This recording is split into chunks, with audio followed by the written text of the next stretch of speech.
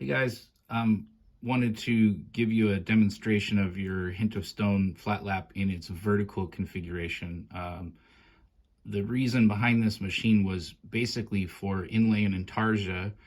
It's very important to have nice, precise, flat surfaces for joining, and there really isn't anything on the market that's, well, there's a couple options for vertical grinders, but they're few and far between. The horizontal versions, there's a few choices, but the vertical, there's really limited choices as far as grinder that's specifically intended for intarsia.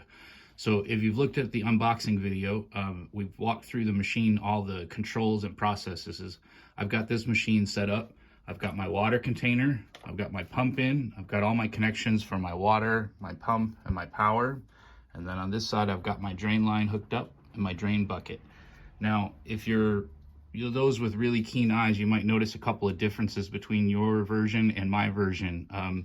My drain line is coming off the opposite direction from you. My controls are on the opposite direction, and my motor's shorter and a little bit slower. I've been working with this one. This one is on a 4-to-1 gear reduction, whereas the first batch was on a 3-to-1. I think that 4-to-1 is going to be longer term what the gear ratio is, because the 3-to-1 was still a little bit fast, so you'll not need as high a speed. So we're going to run it at a 4-to-1 reduction instead. Let's talk a little bit about safety. Obviously, first things first, always wear your safety glasses when you run this machine. Any sort of sanding machine or any sort of tool, you really want to have safety glasses on at all times. This machine, if those of you that have used a vertical disc sander, is the same concept. You've got a stable platform with an abrasive disc. You want to make sure that you pay attention to where on the wheel you're cutting. This machine spins counterclockwise like this. You want to cut in this section of the wheel between the center point and the outside. You do not want to cut here, because the wheel's going to want to lift your work away from the table. It's a little bit dangerous, and it could make you lose control of your piece. So always keep your work in the vertical configuration between the center point and the left side of the wheel. You also want to be careful about the amount of gap. This has got a nice wide gap. I can fit my fingers in here. This machine is quite powerful. Even though it's quiet and DC, it's safe electrically, but it's still quite dangerous as far as pinching. So when you're using the table, you want to be very, very careful that the gap is very, very narrow here, and you can't actually get your fingers or anything stuck in there. And as you're working, of course, you want to keep your fingers a safe distance away. With diamond abrasives, when they're wet, if you touch the diamond, it's quite safe if you run the wheel and you touch your finger across it lightly.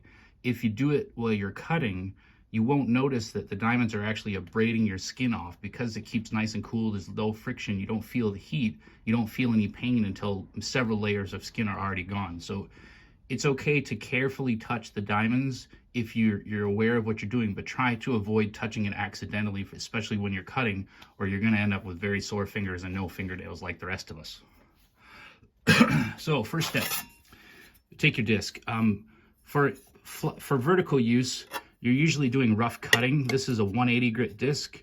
You don't usually need the polished disc, so you're probably going to use 80, 180, maybe 320, but you're probably unlikely to use the resin discs in this configuration unless you're polishing the side of something. Those are mostly used for the horizontal. So I've got my disc on. I'm going to push the table forward, and what we're looking for is the gap between the diamond disc and the table. You want to get it as close as possible without touching. And what you can do is you can just kind of eyeball it, and then you can spin the disc, make sure that there's no noise from the abrasive touching the metal disc, or the metal table. And then you're going to tighten down your disc, or your table, I mean, and then you try it again. And see here, we don't hear any noise, so we're good. We've got a nice tiny gap between the table and the abrasive disc. Turn the machine on.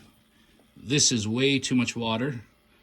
What we're going to do is we're going to adjust this valve until there's just a steady drip. Sort of about like that.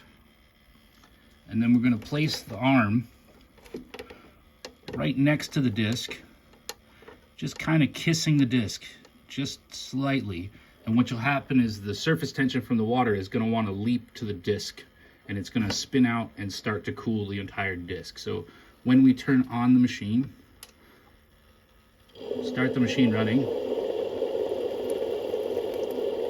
it's still a little bit too much water, so we're going to turn it down even more.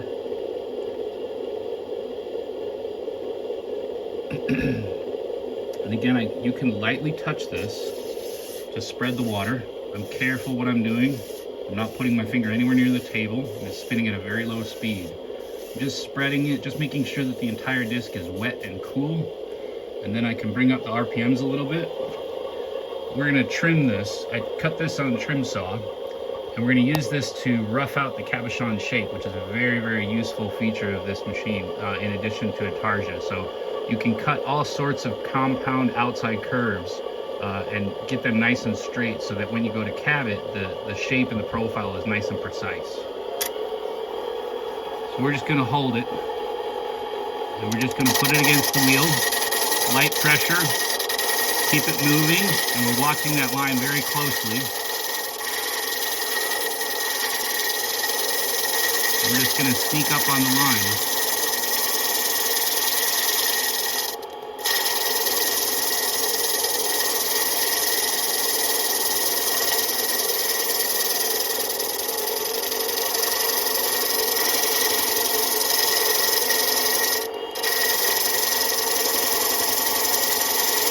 The idea is to get as close as the line as you can and as round as you can, so that when you go on your cabbing machine or you try and cab it in the horizontal machine, you don't get a wonky looking cab.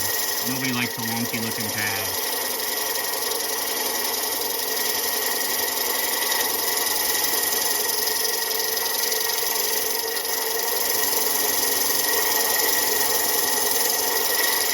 I left a lot of space on this. When you trim these, you would try and get a little bit closer to the line, I think. This is going to take a while, so we're going to stop the voiceover and speed this up for you.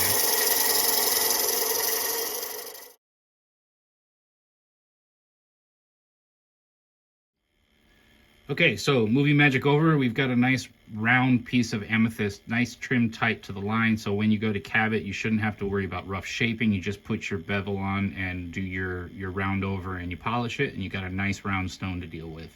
This works really, really well for geometric shapes like triangles, squares, and hexagons, because you got a nice flat surface, which are traditionally really, really hard to do and require very, very high concentration to do on a cabbing machine, and you don't usually get it perfect. You get it close, but you don't get it perfect. With this, you've got nice control. You can control the speed, the cut rate, and the pressure to get it just right.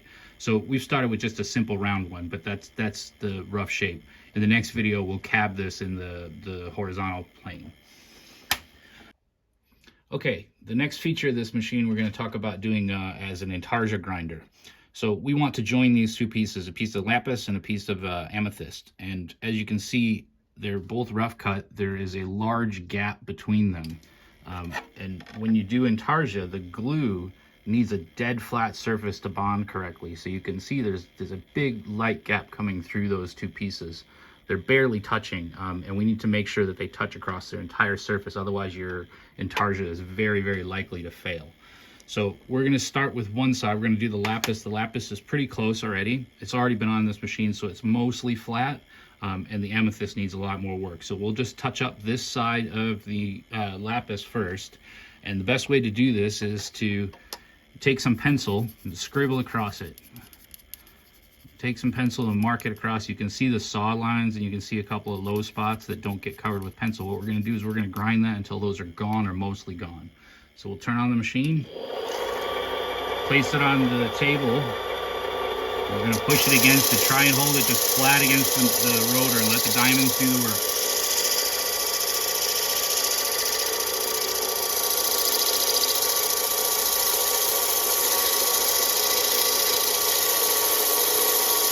We're going to try not to turn it. We're just trying to keep it parallel with the wheel and just sliding it back and forth to clean off any residue. And we're just using very light pressure. You don't need to push. Let the diamonds do the work. I'm going to stop and check. And you see all of my pencil lines are gone. So we should have a very, very flat surface to work with. So So this would make an excellent glue joint. Just a couple of 180 grit scratches, which are actually really good for epoxy for bonding. So now the amethyst, not so much. So we can see we've got a very common thing, which is a little leftover from the saw blade and very rough marks, not so clean. So before we even pencil this, we're just going to touch this up once to get rid of that.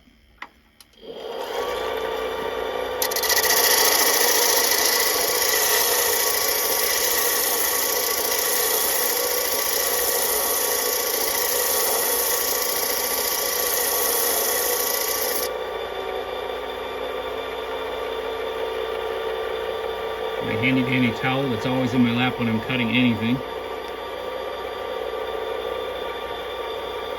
Quick mark with the pencil shows us where our problems are. You may have to do this a couple of times depending on how bad your surface is. Again, light pressure, let the diamonds do the work. Keeping it flat against the table is also really important, so you're pushing down with this finger, and just letting the diamonds cut.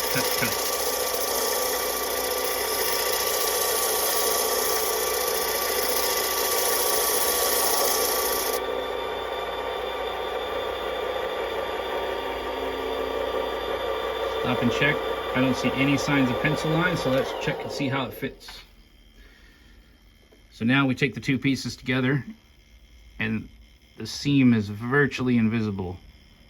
So now when you do jewelry, you do inlay, the glue line you will not see. And I see a lot of inlay work and intarsia work where you can see the glue lines quite noticeably, and I always find it very distracting. So I want to have my joints be where I do not see any glue or any filler. So there you have it, a nice piece of intarsia joint.